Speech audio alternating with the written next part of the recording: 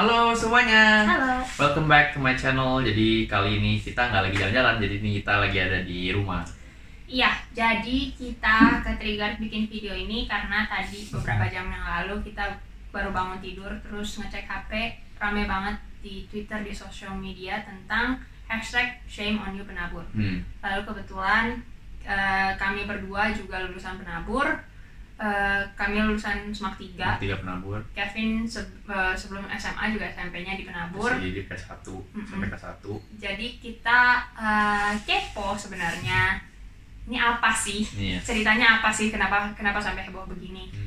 Jadi gimana Pak? Cerita kita sebenarnya waktu cari-cari juga nggak terlalu gampang nelusurin sebenarnya yang terjadi apa. Iya. Tapi kita coba tanya-tanya, coba browse di sosial media, lalu kita bisa mengumpulkan beberapa poin. Coba yang kita temuin apa Pak? Jadi kita pertama kali itu ngeliatnya dari Shame on You Penabur karena heboh kan, ada temen yang share Shame on You Penabur. Terus waktu cari itu isinya itu tentang kebanyakan itu isinya tentang stres lah, terus Jadi anak-anak penabur menumpahkan keresahannya banyak banget di hashtag itu. ini. Nah terus setelah dilihat-lihat lagi, kelihatannya kita juga nggak yakin awalnya itu dari masalah waktu minggu lalu tanggal 21 Agustus itu hari Jumat, itu penabur nggak ngikutin pemerintah mengenai cuti bersama. Rekomendasi cuti bersama. Jadi penabur tetap masuk di hari Jumat. Dimana itu hari fitness, hari nasional. Nah, ini satu poin. Lalu ada beberapa poin yang bisa kita tangkap. Ada keresahan tentang sexual harassment sama mental health issue di penabur. Nah, kita pengen coba share opini kita tentang poin-poin ini. Ya, jadi pertama kita mulai dari sexual harassment dulu, karena itu yang paling terang-terangan. Udah jelas pokoknya kita nggak setuju dengan sexual harassment, entah itu dari manapun. Pokoknya itu benar-benar kita nggak setuju. Jadi kalau misalkan ada yang terkena experience sexual harassment waktu sekolah, lo harus reach out, lo harus berani ngomong. Maksudnya berani ngomong ke teman terdekat atau mungkin ke orang tua, curhat, karena ini bukan problem yang gampang, ini berat. Dan ya ini benar-benar harus diusut sih kalau kayak gini, kalau menurut gua. Kita sih sebenarnya nggak mau komen banyak karena kita nggak bisa, waktu kita cek itu kita nggak dapet sumber resmi yang jelas banget. Iya. Jadi, tapi kalau misalnya benar-benar ada kasusnya, ini harus diusut. Kita setuju ini harus diusut. Kalau misalnya butuh harus dibawa ke ranah hukum. Dan itu wajar kalau misalkan hashtag ini karena sexual harassment itu, kita wajar kenapa ini menjadi besar, karena kalau ini kita setuju untuk dibantu supaya lebih banyak orang bisa aware dan kasusnya bisa diusut tuntas gitu.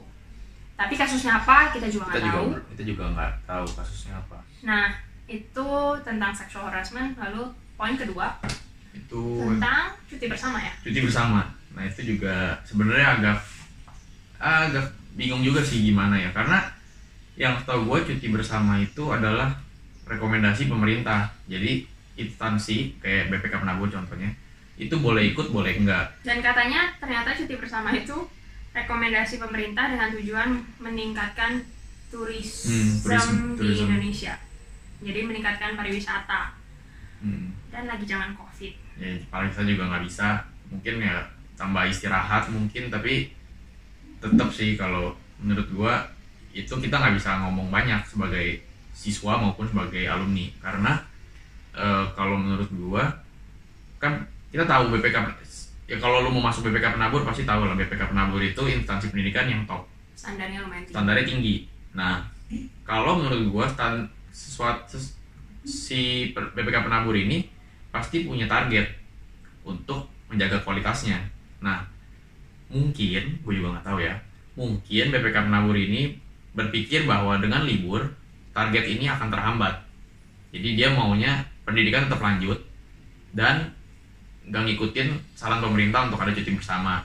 Jadi Jumat lalu itu tanggal 21 Agustus itu Hard Fitness itu mereka tetap masuk. Jadi sempat ada di Twitter juga, gue sempat lihat. Jadi ada edaran intinya BPK Penabur Jakarta tetap masuk tanggal 21 Agustus kemarin. Nah ini ya kita sebagai murid udah masuk instansi yang top, kita harus ngikutin lagi. Itu kewajiban kita untuk mengikuti aturan sekolah. Jadi ya mau nggak mau kita ikutin. Joke aside, mungkin orang tua murid akan lebih senang sebenarnya waktu sekolahnya nggak libur. Sekolah nggak libur karena penabur tuh uang sekolah mahal. Zaman kita aja udah mahal, apalagi sekarang gitu. Kalau libur kan udah bayar mahal rasanya, tapi nggak dapat apa-apa. Kalau sekolah ya mendingan lah gitu. Nggak belajar, ada waktu belajarnya lebih banyak daripada kalau libur gitu maksudnya. Jadi nggak rugi. Lalu setelah kita baca-baca, banyak yang mengkaitkan fakta bahwa penabur nggak ikutan cuti bersama ini ke mental health-nya para siswa. Jadi kayak anak-anak nggak dikasih liburan yang cukup, jadinya dengan beban mereka banyak deh yang curhat, sekolah susah, capek, sekolah nggak mentingin mental health anak-anak gitu. Nah, dan kita juga punya opini karena kan pendidikan kita pertama itu SD di luar Penabur, SMP SMA itu di Penabur kalau gue ya, terus kuliah S1 di Indonesia, terus kuliah S2 di Eropa. Nah ini kuliah di luar itu, kalau gue bandingin sama semua pendidikan gue di Indonesia, itu bener-bener kelihatan jauh kalau pendidikan Indonesia belum menghargai mental health para murid. Jadi gue berasanya itu waktu kuliah mau ketemu satu dosen untuk diskusi suatu materi yang kayak ini apa sih.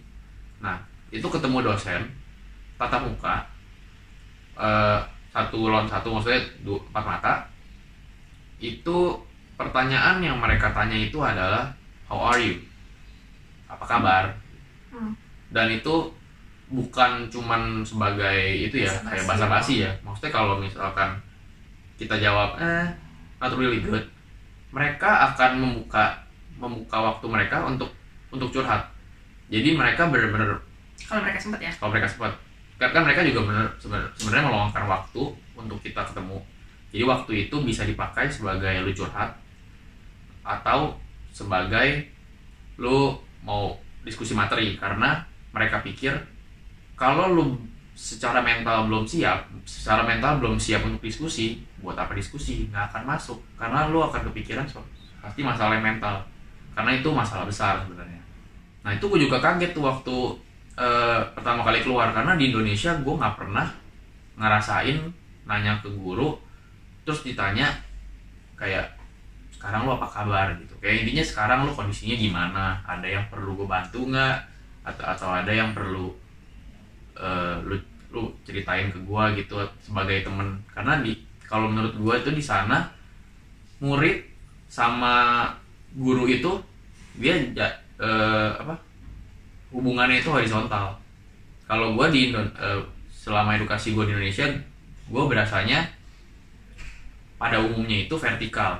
Mungkin kalau dekat sama guru, seorang guru, ya itu bisa horizontal juga. Tapi pada umumnya guru itu pasti menempatkan diri di atas murid. Nah itu yang mungkin bikin gap kenapa mental health di Indonesia belum terapproach. Nah itu juga nggak tahu kalau kamu juga dulu waktu yang pindah ke Eropa gitu juga berasa kayak gitu ya? Sama lah kira-kira. Jadi mereka benar-benar care, dan semua univ di Eropa itu menyediakan jasa konseling untuk mahasiswa-mahasiswanya, dan itu gratis. Jadi biasanya ada email blast tuh, lu bisa hubungin dia untuk konseling, apalagi di zaman corona gini. Ya buat mereka konseling service ini punya peranan penting dalam pembelajaran mahasiswanya. Sebenarnya di Indonesia juga ada, dulu di SMA juga kita ada BK gitu, ada guru-guru BK. Cuma yang kita alami adalah guru BK ini datang masuk ke kelas 2 minggu atau 1 minggu sekali. Iya, nggak bukan pelajaran utama gitu. Iya, dan waktunya paling cuma setengah jam. Itu satu guru untuk 40 orang. Satu poin yang menurut kita bisa ditingkatkan adalah from time to time mungkin ada baiknya kalau misalnya guru BK itu bikin sesi one to one sama mahasiswa sama muridnya. Kita kayaknya ada dulu tapi cuma buat anak kelas 3 yang mau pilih jurusan kuliah. Penjelasan kuliah lah, penjelasan beasiswa lah, paling gitu doang. Menurut kita buat mengatasi mental health issue akan lebih efektif kalau anak-anaknya diajak ngobrol satu sama satu. Anak-anak yang benar-benar punya masalah, gua sangat yakin mereka nggak akan cerita di kelas ke gurunya bareng-bareng sama temennya. Waktu bareng-bareng sama temannya, pasti ada aja yang takut diketawain, takut dikatain.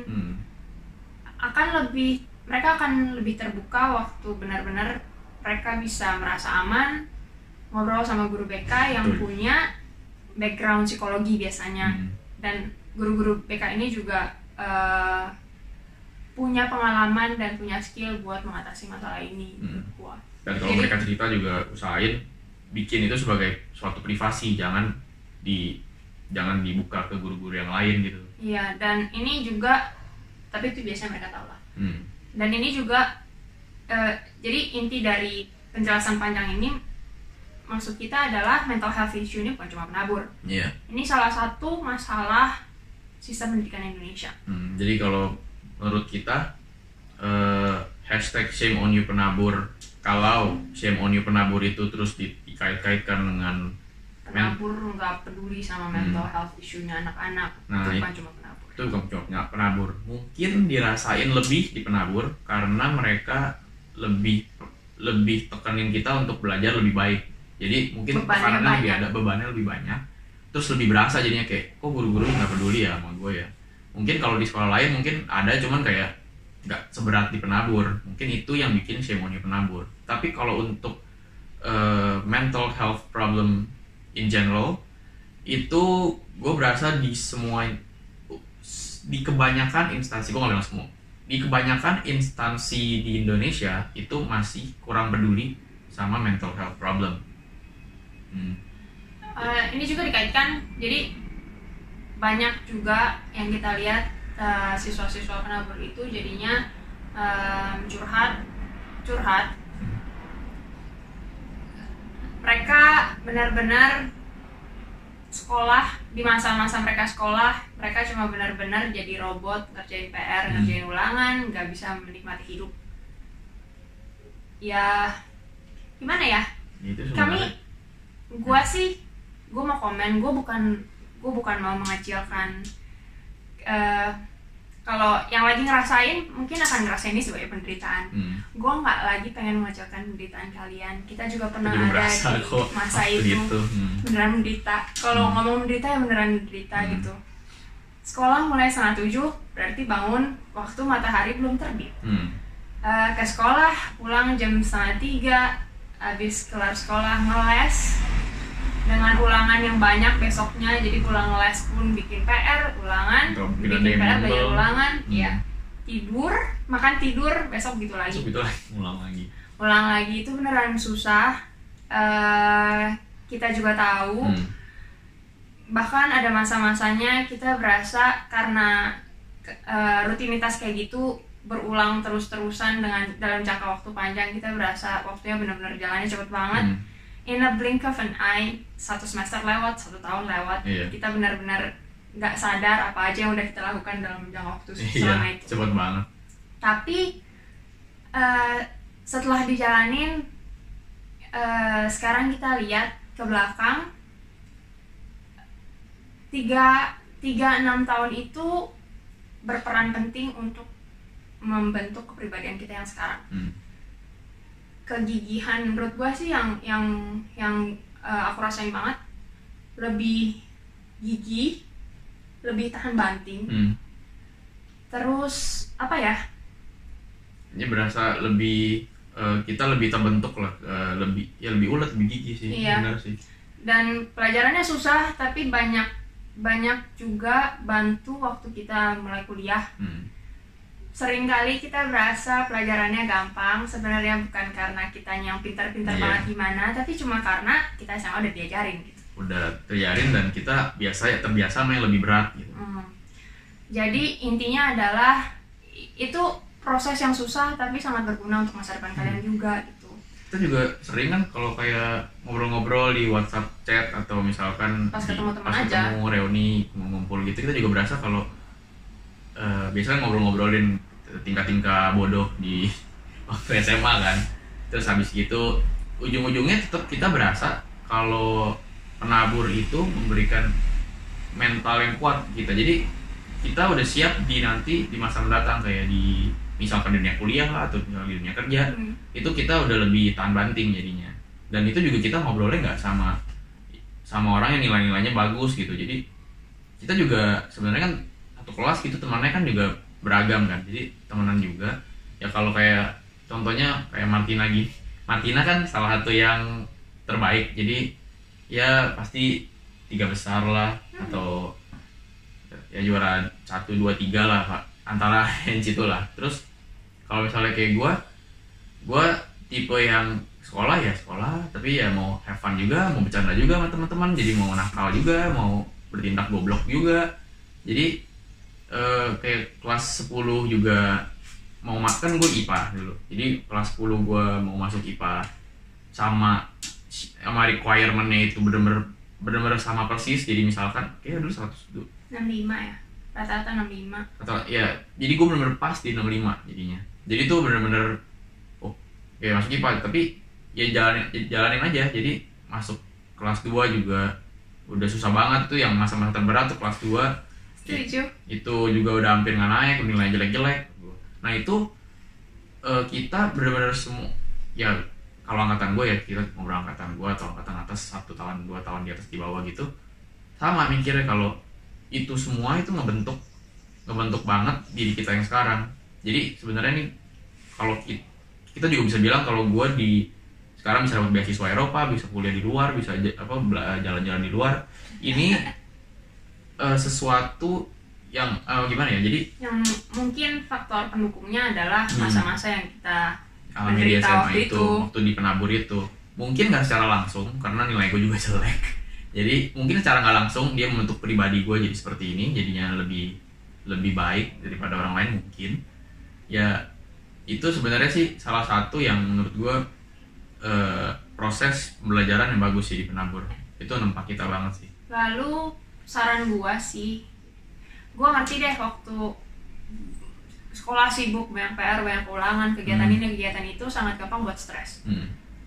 Mental health itu jadi satu isu yang benar-benar penting gitu. Saran gua sih kalau bisa dinikmatin aja. Kalau kalian punya sesuatu yang mau diobrolin, kalian sangat bisa ngobrol sama guru-guru. Kalau kita sih dulu di SMAK 3 kayaknya sangat mungkin buat datang ke guru-guru buat ngobrol gitu, dan mereka sangat open bahkan buat ngobrolin masalah personal. Itu satu. Sama yang kedua, nikmatin aja. Nilai itu penting, tapi jangan dijadikan sebagai tujuan utama. Maksudnya tujuan utama yang harus kalian capai semasa sekolah. Jadi, itu rasanya akan jadi poin yang lebih berat, gimana ya? Jadi kalau misalkan memberatkan mental health. Lu kalau punya beban nilai harus bagus, terus misalnya dapetnya jelek, misalnya lu targetnya dapat 80, terus dapat 60, terus down kayak gimana, itu nanti nextnya akan kerasa dan lo akan lebih down lagi. Jadi mending sih gue bisa kasih tahu sekarang, karena gue juga udah lulus, karena gue baru berasa sekarang juga, itu nilai itu bener-bener bukan sesuatu yang utama. Jadi yang sesuatu yang utama itu kalau menurut gue itu adalah knowledge yang lo dapat waktu kelas. Jadi mungkin nilai lo jelek, mungkin waktu ulangan lu ngantuk lah, atau misalkan lagi ulangan nggak Lagi terlalu nggak konsen, fokus. lagi nggak fokus, itu bisa aja terjadi. Jadi mungkin nilai lu jelek di sekolah nggak apa-apa, yang penting itu adalah knowledge yang lu dapat dari pelajaran itu.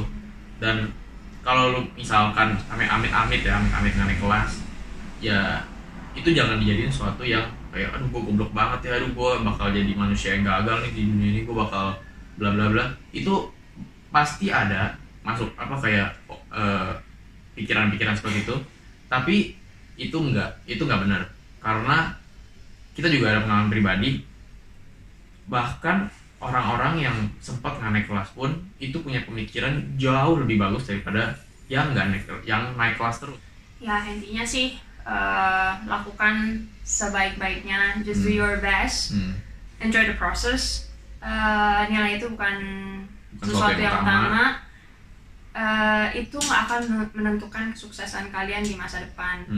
Mudah-mudahan dengan cara pikir yang seperti ini akan membantu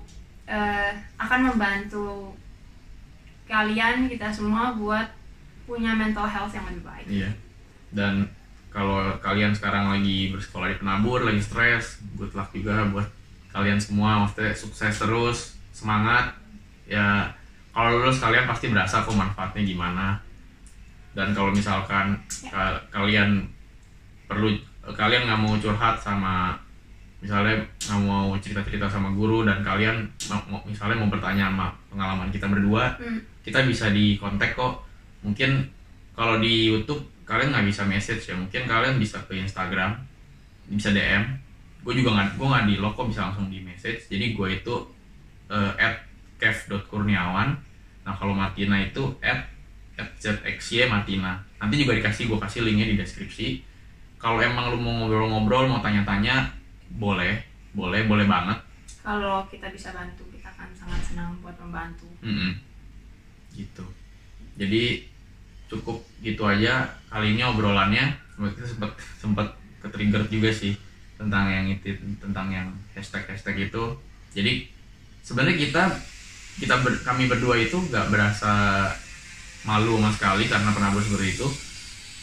Mungkin ada beberapa poin yang Penabur kurang, dan itu menurut gue sih harus diimprove. Dan overall pengalaman kita bersekolah di Penabur itu positif, dan kami bangga kok jadi lulusan Penabur. Setuju.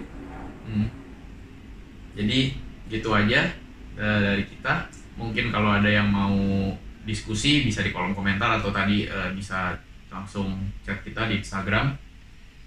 Sampai gitu aja. Jadi good luck buat semuanya yang lagi sekolah. Semoga semuanya sukses dan semoga lulus dengan baik. Dadah.